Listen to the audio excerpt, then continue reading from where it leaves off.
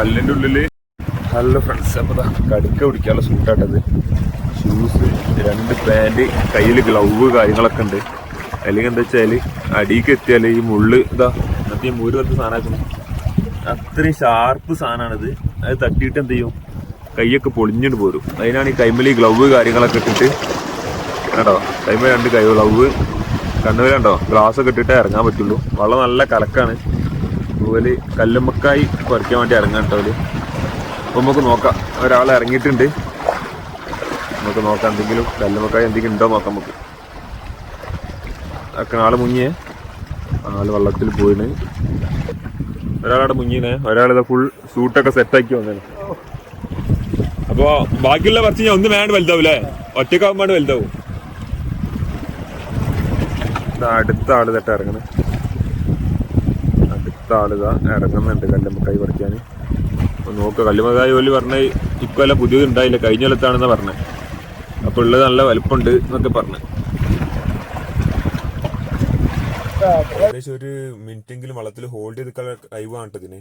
മറ്റെന്താ വെച്ചാൽ വെള്ളത്തിനടി പോകേണ്ടത് പറിച്ചെടുക്കാനും കയ്യിൽ. അത് ചെറിയ ചെറിയ കല്ലിൻ്റെ ഇടയിലൊക്കെ ഉണ്ട്. അവർ എന്നിട്ട് കല്ലെടുത്ത് പൊക്കി ടൈമെന്നൊക്കെ പിടിക്കുന്നുണ്ട് കേട്ടോ. 1-2 പീസൊക്കെ ഉള്ളു, ഒറ്റപ്പെട്ട പീസുള്ളൂ എന്നാണ് അവർ പറഞ്ഞത്. കാരണം അത്യാവശ്യമൊക്കെ ഉള്ളതൊക്കെ പോയിട്ടുണ്ട്, സാധനമൊക്കെ ഒറ്റപ്പെട്ട പീസുള്ളൂ എന്ന് പറഞ്ഞവർ. അയ്യവ അത്യാവശ്യം വലിപ്പമുള്ള സാധനമാണ് കേട്ടോ, വലിയ സാധനം കിട്ടുന്നത് കേട്ടോ. ആ കല്ലിൻ്റെ ഉള്ളില് അതിൻ്റെ ഇടയിലൊക്കെ എടുക്കണം കേട്ടോ. കിട്ടാൻ കുറച്ച് പണിയുണ്ട് സാധനം കിട്ടാൻ. അതിൻ്റെ ഉള്ളിൽ മുങ്ങി എയറെടുത്ത് അത്രയും ശ്വാസം എടുത്ത് നിൽക്കണം കേട്ടോ.